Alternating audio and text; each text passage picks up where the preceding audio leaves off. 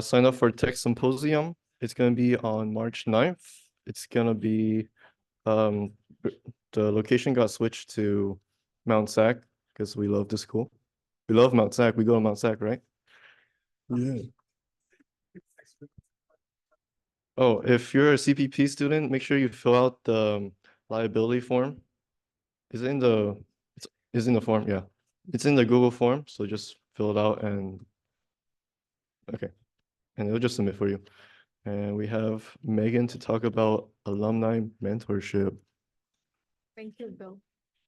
So we had a lot of people were interested in the SWIP alumni mentorship, so we decided to open more spaces for this semester.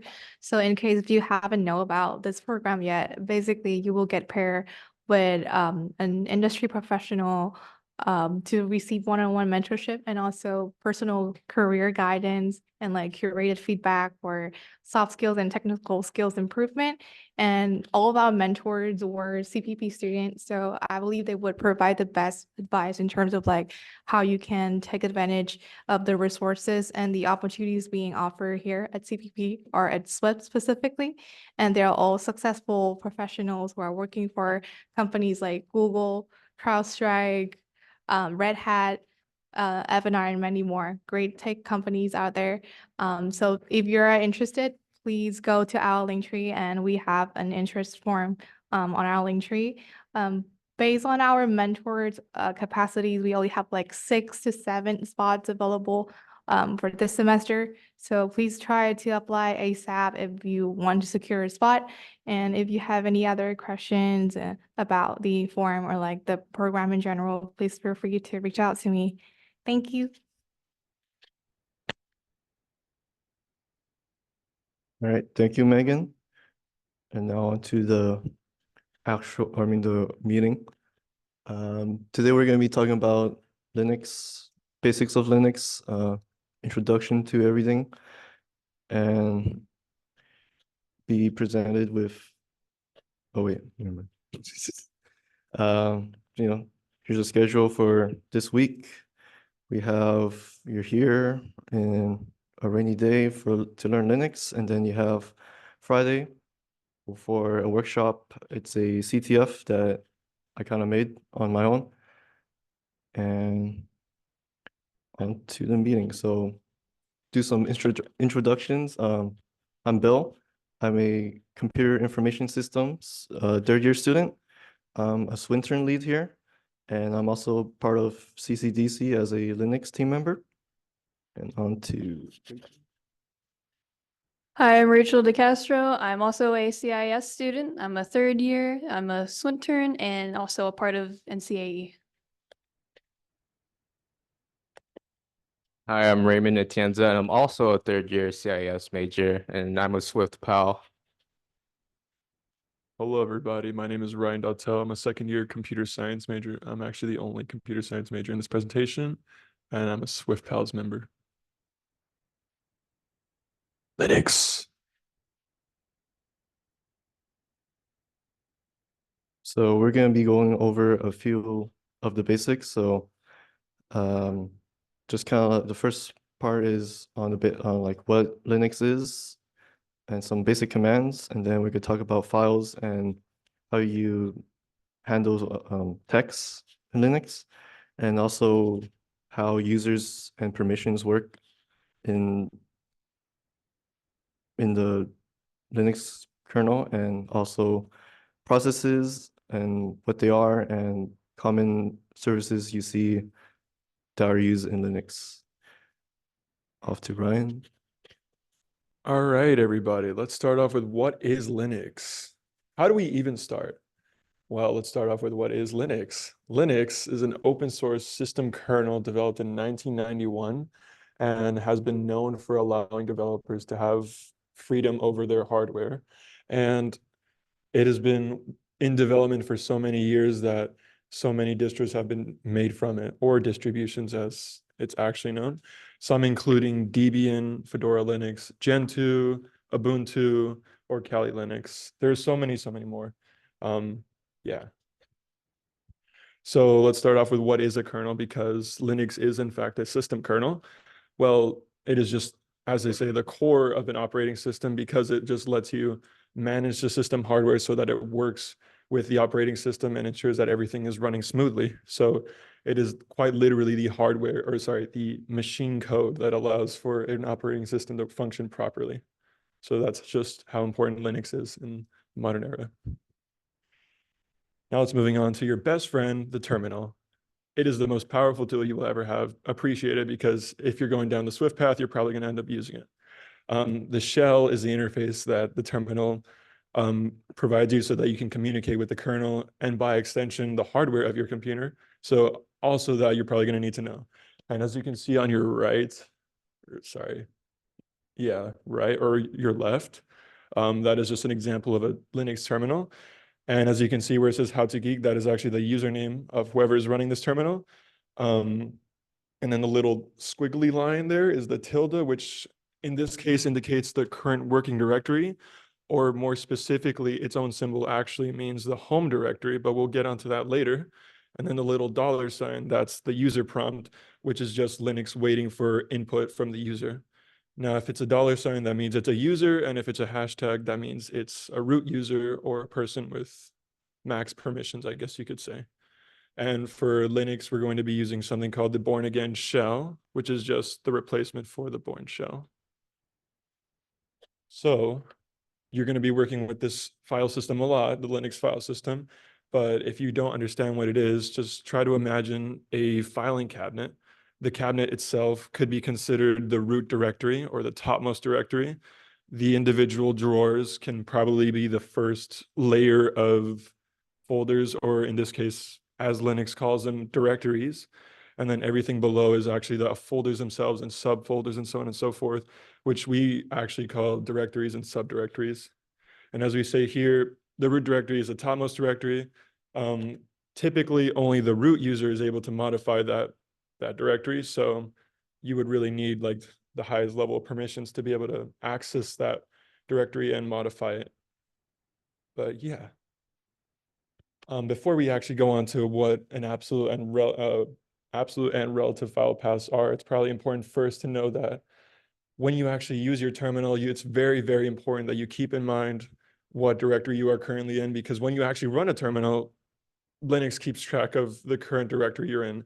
And typically when you start off your terminal, you start off in what's called the home directory, which is by default your current working directory. You can modify that once you understand what variables are in the system and modify them to your liking. So to move on, when you actually want to specify a file path or directory path, say for a command, there are two ways that Linux will allow you to input that: the absolute way or the relative way. The absolute way is just directly starting from the very beginning, the topmost directory, the root directory. And typically you only want to do this if that's shorter than just using the relative way, because typically the relative way is where you want to do it anyways, because usually the folder you're working with is either in the current working directory or some directory above that. So for the relative file path, again, you just start from your current working directory or somewhere in that area. So you can start with a /, which indicates current working directory, or just leave it, just put the file, or sorry, the folder name, and that should be enough. But yeah. Now, it's also important to keep in mind that when you run Linux commands that you keep track of your syntax, because Linux is actually very case sensitive. When you actually put a certain letter or a certain number, it has meaning. So just keep in mind that if you maybe capitalize a letter on accident, it might throw off Linux and you may not get the results you're looking for. There are two parts to a Linux command: the command itself, or the keyword that you have to input, something that's built into, the bash shell. And then the parameters for that command, which basically just are the inputs that allow the command to function properly, or for the command to have special behavior depending on what your needs are. So one way to modify the actual command is with something called command switches or options, which on the left, I guess, I don't know, or right, the right, is the tag A. In this case, we're doing a simple list at a certain directory path, which just means that it's going to list all the files, including hidden ones. And just, yeah, that's just how it modifies the ls command, which we'll get onto later. But yeah, it's just to show that there are certain ways you can modify these Linux commands to your liking or your needs. And yeah. So let's move on to the actual basic commands that you might find useful. For one, ls, as we said before, just kind of list all the files within the directory you specify. If you don't specify anything, then it's going to do the current working directory of that terminal, wherever that may be, typically the home directory if you don't modify it.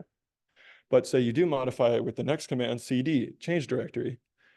You can specify what directory you want to switch to, and from there on, Linux will keep that in mind whenever you're making future commands. So as you notice below, pwd is some other command that just tells you your current working directory right now, which is actually the home directory for the system. And then when they do the cd to switch to the desktop, it now switches to the desktop. And you can see that when you look at the actual user prompt, there's a little tilde and then desktop, indicating that you're no longer in the home directory. Now you're in the desktop.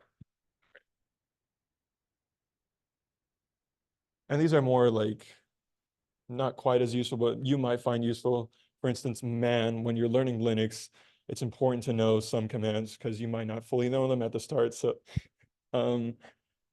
maybe you don't fully know the commands or the full extent of some commands like ls. Maybe there are some switches you need to know. That's where you use man or manual, and it just basically provides a manual of whatever commands you're inputting, which, as you can see, yeah, at the very far right, that's just showing all the stuff for a given command.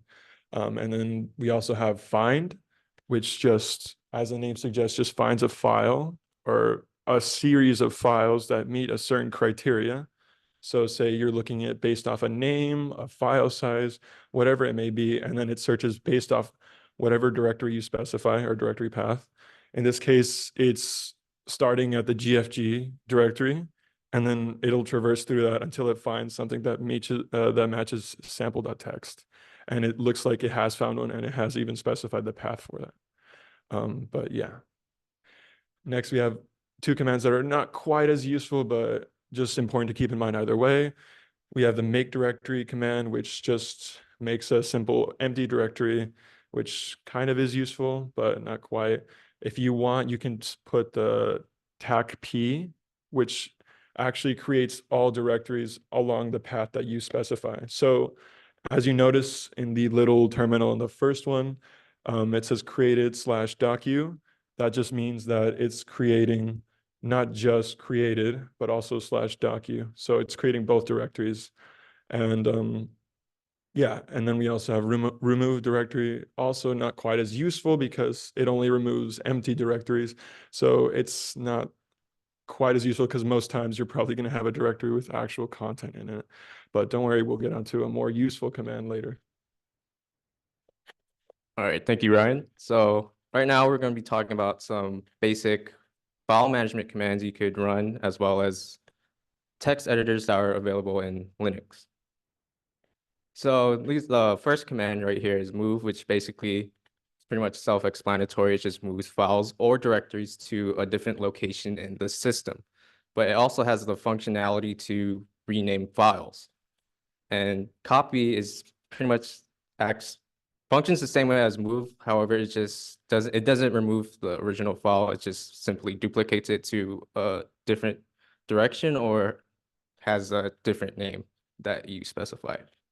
Now, RM could remove files and directories. However, like Ryan mentioned earlier, if you wanted to remove directories with RM dir, it only removes empty directories. So in order to remove directories with contents within it, you would have to add the parameter /r.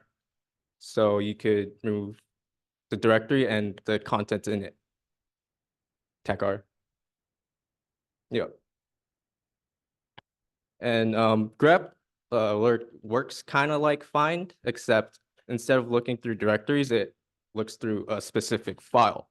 So for instance, in one of the examples on the left, I ran grep a, which is basically tells you the tells you it tells you I'm looking for the instance of the character A in this word text. So when I ran grep A into words.text, it would output all the instances of A in the document. And as you can see, it highlights all the A's. However, you could do the inverse of that by adding tac v as a parameter to show all the instances that do not have A. And for the specific patterns, you could also use strings, such as on the bottom, I used assume to find, I used grep assume to find the word assume in the file words.txt. Now, redirection alters standard streams. So basically what standard streams are for one, standard input is basically input from the user, which is in this case, text from the keyboard you put into the terminal. And the way you could redirect, or instead of having to type input, you could use redirection to actually have a file be a file and the contents within the file to be the input. So for this example,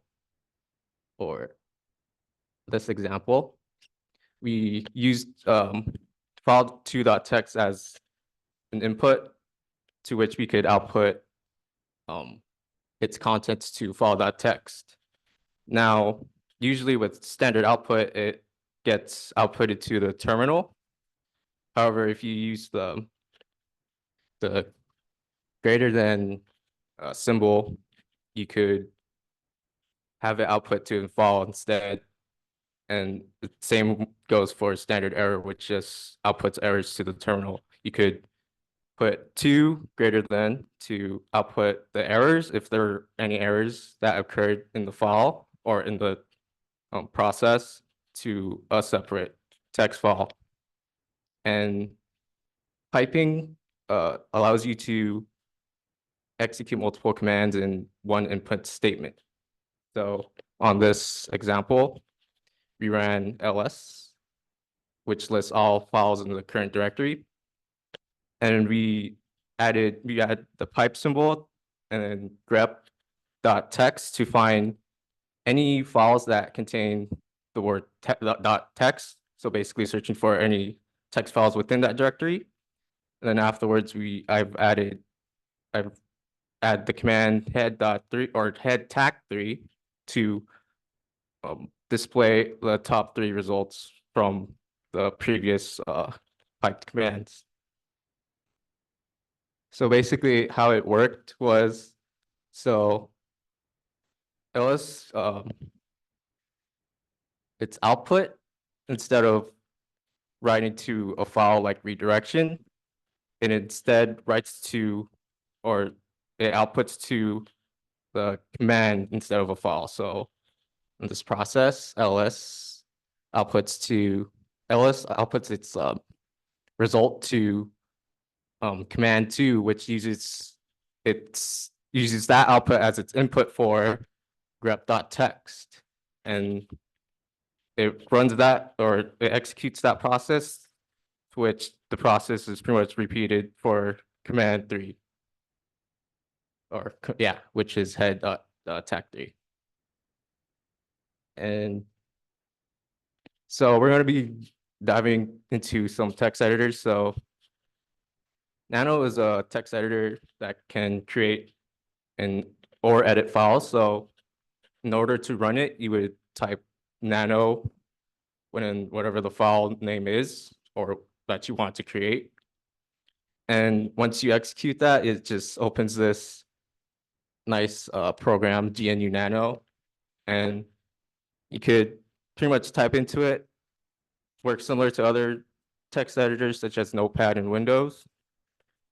However, in order to save or exit the program, you would need to use keyboard shortcuts. So for example, if you want to say you wrote something in the text editor, Nano, and you wanted to save it, you would just simply do Control plus O to write it out or pretty much save the file and then exit the program.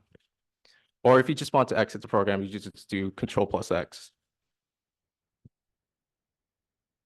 Now, Vim is a little more, it's less, I guess, beginner friendly because previously Nano has some simple keyboard shortcuts on the bottom to help guide users to how to perform certain functions.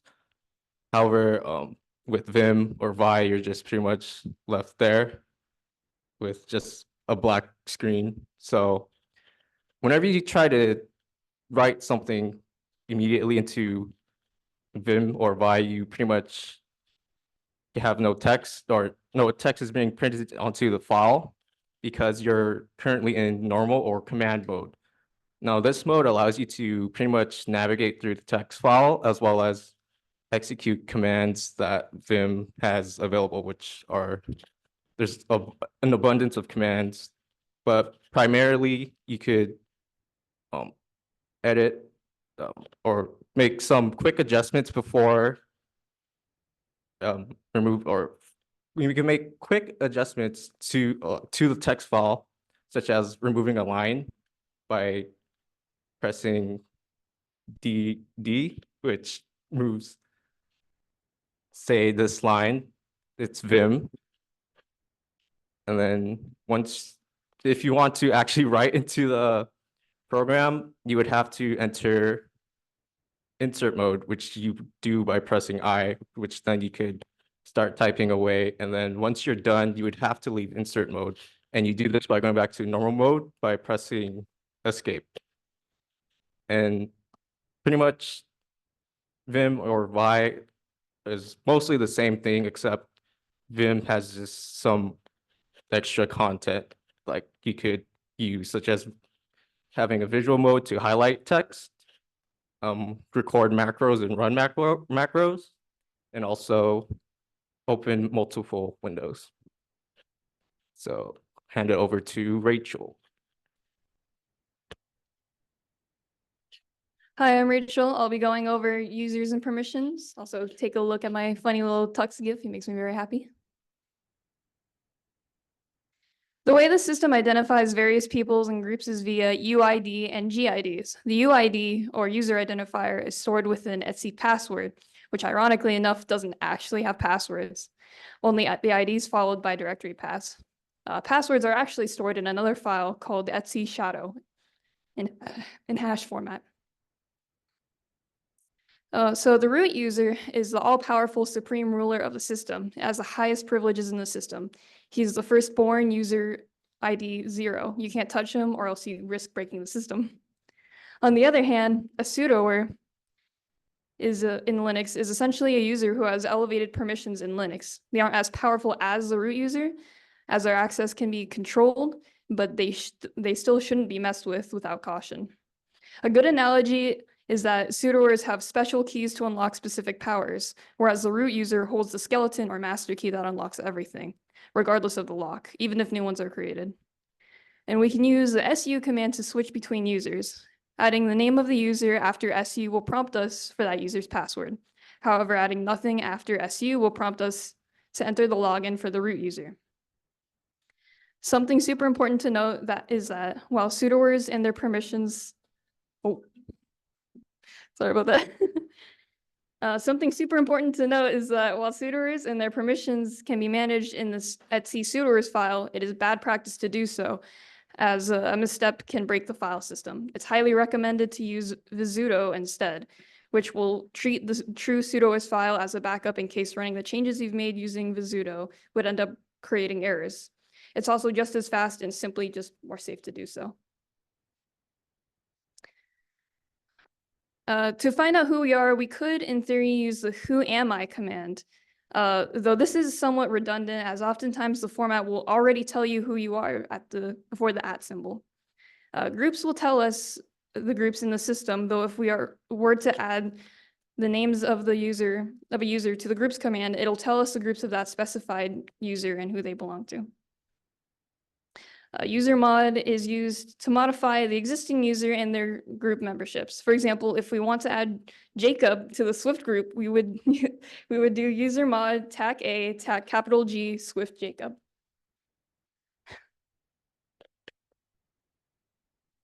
User del is a command to delete the user. Though if you're following along, you may have noticed that by default, the system has already installed a home directory for the user when they were created with add user, but not with user add. So when we delete a user, we can specify whether we want to delete only the user or the user alongside their home directory. Tac R will delete all of the user's respective directories and files that were installed when the user was created. Group del is the command to delete a group. Don't worry about tac R for group though, as creating a group does not create a home directory. Okay, so let's imagine a scenario. Let's say you're a user named Jacob. As Jacob, you decide you want to access another user, James's home directory. In his directory, you notice a file and you want to write a funny little Among Us copy pasta. Unfortunately, you can't because you don't have the permissions. Why not? Well, that's because the file recognizes that both the file does not allow certain users to access it, and two, you do not have the appropriate permissions. How could we change that? So we can see here, oops. Yeah, that was the right one. Okay. We can see here that when we attempt to check the permissions of a file using ls tac A, we see each line has dash r w dash r dash or rw dash r dash dash. What the heck does that even mean? Well, this is a sequence separated in sets of 3, excluding the first letter. The first letter, if it is a D, will denote that the line is associated. The line associated is the directory. If it's a dash to indicate blank, it means that it's a file. Then we'll have 3 sets of RWX. 3 because each set of letters pertains to different people within the file system. The first set is the owner, the second set is the group, and then the third set is everyone else. So for the owner, they would have just R and W. Or in this example. The group also has R and W, and finally, everyone else has just R. The letters mean which permissions they have. R stands for read, W stands for write, and X stands for execute. So in our case, the owner and group have read and write permissions, whereas everyone else only has read permissions for each example file. Following this, where it says quote unquote sandbox,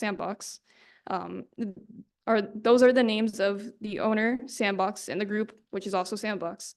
These two are the same because when a user is not assigned to a group, their group is the same as their name. But now you might be asking yourself, why can't the owner execute their own file? Well, simply put, owners can restrict their own execute permissions if the file is simply not meant to be executed in the first place. For example, why would you want to execute a text document? So sometimes we'll see the numbers, the values represented numerically instead. They include 4, 2, 1, and 0, as you can see on the right.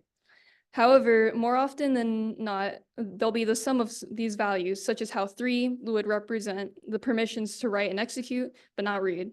Another example would be how 6 would be the permissions to read and write, but not execute, which is pretty common to see for the owner. While this may seem confusing at first and quite different from what we had just seen in the previous slide, this will still follow the format of owner, group, everyone else. In order to change a file or directory's permissions, say for example, if we wanted to let everyone read and write a file, we would use sudo chmod, which stands for change moderation, 666 example, the scary evil number. And lastly, the maximum possible permissions for everyone else in the system would be 777. Chown, short for change ownership, is another very important command for changing ownership rather than permissions. The inputs are for whoever we want the new user and group to be. For example, if we wanted to give Jacob and his group Swift ownership of a directory called palspheres, we would use chown space Jacob : Swift space palspheres, or its absolute file path. Note that we don't have to add a user and a group. If we wanted to just change a user, we could omit the colon and group name, or if we just wanted to change the group, we could omit the part before the colon. All right. Anyone have any questions so far? All right. It looks like you guys know some stuff already. So I'm gonna be going over processes, what they are, how to view them, as well as services. like common services that you'll see in Linux. What? So processes, what they are. Well, processes are programs or tasks that are currently active on your system, but they can, when they start, processes can happen anytime, anytime you're using the system. So core processes happen during boot up through systemd, which is a service that initializes processes and schedules when to execute them. As for processes that happen while you're using the system, it's more, I would say, more interactive. So it would be something like opening a browser. It waits for an action to execute that process, and then we have our background processes which just kind of happen magically in a way. Not really magically, but from our view, it's magic if you believe in it. And then now we know what's a process, but how do we know what's running in our system? That's where the PS command, or PS, I mean, PS, the PS command comes in. We have, what PS does, it takes a snapshot, it takes a snapshot of what the processes are running in your system, and it will output it to your terminal. And the most common one we use, most common like format or command we use to view these processes is psaux. The A stands for, or what the A flag does, it shows all processes for all users. So it could be root and any other like process running for different users. And then we have view, which helps format the output in like a more detailed way. So what it does actually, if you only do psau, it will show you the user and then also like the time and the command. And then for the X flag, it shows those background processes that I was talking about. So if you combine it together, we have our user column here and our PID.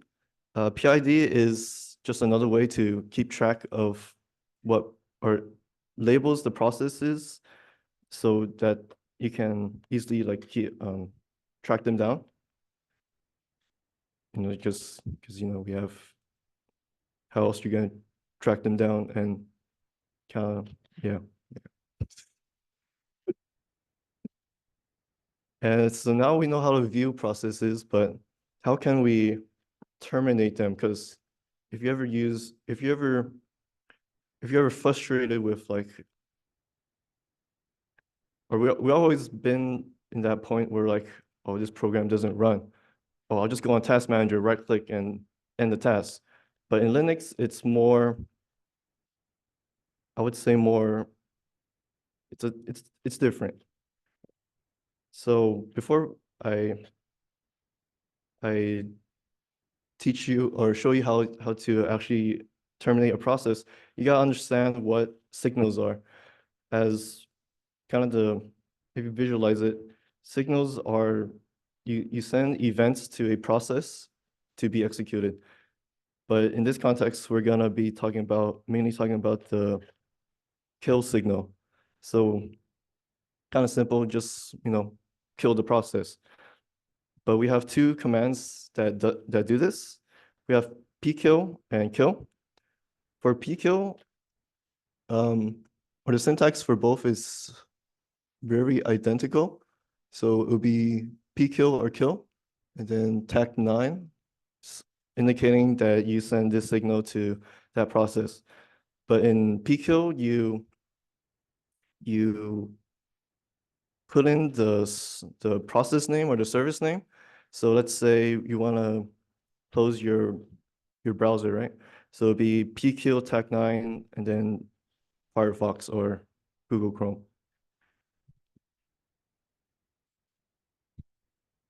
For kill, it's more, I want to say more specific. It'll be, instead of using a name, it'll be using the PID that I mentioned earlier. And it helps you make sure that you're more specific about what you want to terminate. Now, moving on to services. Services are a program that run in the background, or they're also a set of processes. So they kind of like processes, we have two types. You have predefined, you have services that have predefined tasks and events, and like the one I talked about system D. And you also have the ones that are more interactive, that wait for an event. And in the context of services, when we talk about services in like competitions and clubs, we mainly talk, most of the time we talk about the ones that handle requests and are more interactive. And these services also mainly, they require a server and a client to operate. And then I know we didn't talk about packet managers here, so this is where I come in. So to attain these services, we have certain ways, or in our different distributions, we have different commands to install these services. So in RHEL, or Red Hat Enterprise Linux, could be like Fedora, if you're a Fedora, or CentOS, you will use the yum command.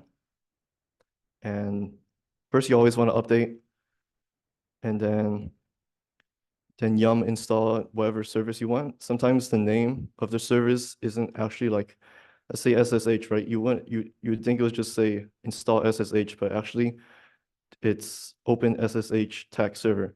So always make sure you Google, or either or you Google what services or what packages to install. And then for Debian, like Ubuntu and Debian, you want to use apt tag get or just app, and just kind of follow the same syntax and stuff like that. And then common services you would see are SSH, stands for Secure Shell, web services, Apache 2 and Nginx, and VSF TPD, yeah, which stands for Very Secure FTP daemon. And then now we've installed our services, but how do we know that they actually work, quote unquote work? But how do we make sure like we know what's happening? This is where two commands come in. Most commonly, you will use systemctl, which interacts with services that are managed by systemd. So the syntax for using this command is systemctl, or also make sure you run this under a privileged account, so you could be like sudo or run it as root. And then it would be systemctl, then whatever options you want. For troubleshooting, I always like to check the status of the service, just to make just because it gives you like the logs of the service and what's gone wrong. It works. It's just a warning, so it works. And then for the rest of the syntax, it's just the service name.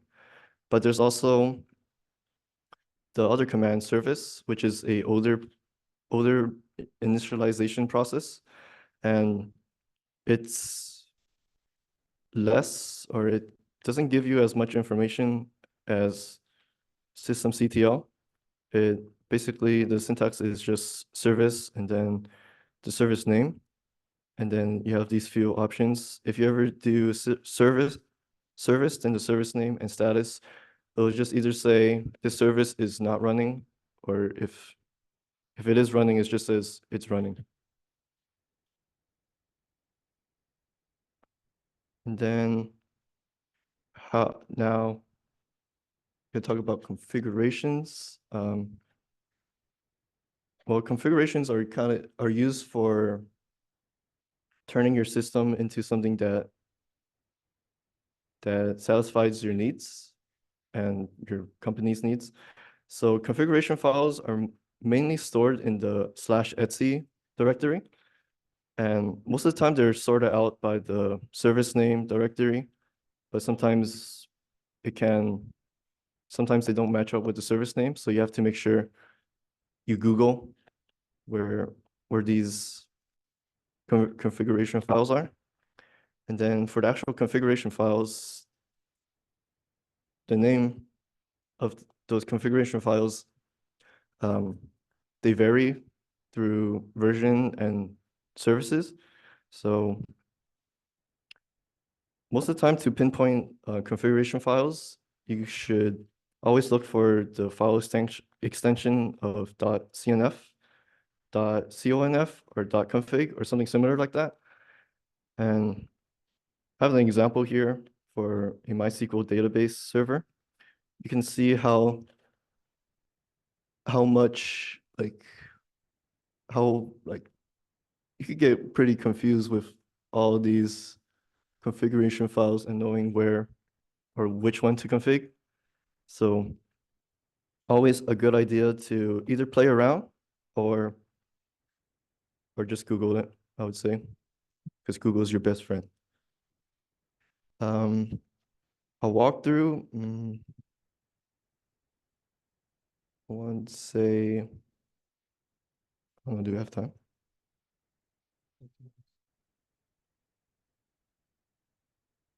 Yeah. Sure, Friday, okay. Huh? I could try. Okay, so I'll try and make this quick.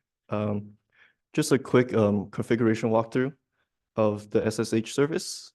So let's say we want SSH connections to only come from port 2222 and set the listen address to 192.168.1.120. And so the first thing you're going to do is, say you have two devices, right? You want to make sure you know which one. Well, let's say in a competition, you don't know which one's which, right? But you don't know which one's which. So first you want to find your IP address, or know your own IP address. So I didn't go too much into this, but if you want to find your actual IP address, you want to usually skip this first part, that's your local host, and then go and usually find the other Ethernet adapter, which is, it could be ETH or ENS, and then you can find your IP address here. And then for configuring the actual SSH service, you want to edit /etc, or the etc or sshd config in etc SSH directory.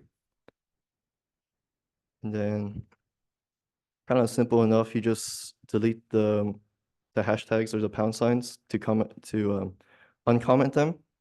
And then you change the port from 22 to 2222, and then remove the hashtag from listen address and set it to 192.168.1.120. And then always make sure to restart your service, because you don't know if it will apply or not, but it's best to be safe. And I didn't include it here, but also check the status of the SSH service just to make sure that there's no warnings or errors. And then always a good idea to test your configuration to make sure that it actually works, because systemctl, like I said, doesn't tell you everything. It doesn't know your needs, so always test. And we see on the example that, yeah, it works. And to apply all the concepts that you learn in this long presentation, we have a workshop this Friday. I made a Python game that will check for, or you have to complete some tasks and it'll check if you did or not. And it's also a CTF,